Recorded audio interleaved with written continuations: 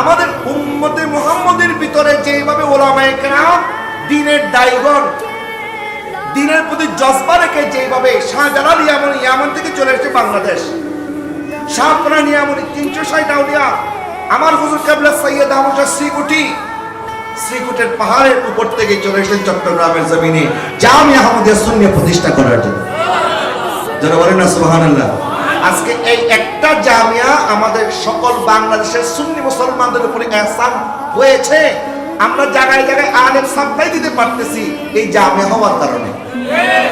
না হয় সাপ্লাই বন্ধ হয়ে গিয়েছিল, মসজিদগুলির মধ্যে এজিদি ইমাম চলে এসেছিল, আর সেখান থেকে এজিদি ইমামদেরকে হটিয়ে হোসাইনি মুসলমানকে মিম্বারের মধ্যে বসার সুযোগ করে দিয়েছে আমার হুজুর কেবলা সৈয়দ আহমদ শাহ শ্রীকুটি, আল্লামা সৈয়দ তৈয়ব শাহ, আল্লামা সৈয়দ তাহের শাহ, পীরে বাংলা সাহেবের শাহ। কথা বলে না ঠিক কিনা? প্রত্যেক হক দরবারের খ্যাতমত আছে, এটা অস্বীকার করা যাবে? এই দেশে সৈয়দ আহমদ শাহ শ্রীকুটি হুজুর কেবলা আসার আগেও এই দেশে সুন্নিয়ত ছিল কি ছিল না? ছিল। এই দেশে সুন্নিয়ত ছিল, সুন্নি পীর মাশায়েখ ছিল, সুন্নি দরবার ছিল, কিন্তু পাড়া মহল্লায়, এলাকায় এলাকায়, মসজিদে মসজিদে একজন সুন্নি আলেম দেওয়ার মতো জামিয়া ছিল না। কথা বলে না ঠিক?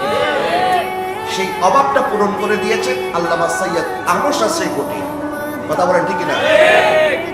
এই জন্য হুজুর কাবিলা আলমগণ আমাদেরকে যখন যেটা আমাদের প্রয়োজন, আমাদের ওই সময়ের তাকাজা অনুযায়ী, সময়ের চাহিদা অনুযায়ী আমাদেরকে সেই কর্মসূচি দিয়েছেন। এটার মধ্যে একটি গুরুত্বপূর্ণ কর্মসূচি দাওয়াতুল খায়র, মসজিদে মসজিদে দাওয়াতি কাজ করা, পাড়া মহল্লায় এলাকায় এলাকায় নওজওয়ানদেরকে ধরে ধরে মসজিদের দিকে দাওয়াত দিয়ে তাদেরকে দ্বীনের সঠিক তালিমটা দেওয়া। কারণ এখন অনেকে আছে বৃদ্ধ হয়ে গেছে, অনেকে চাকরিজীবী।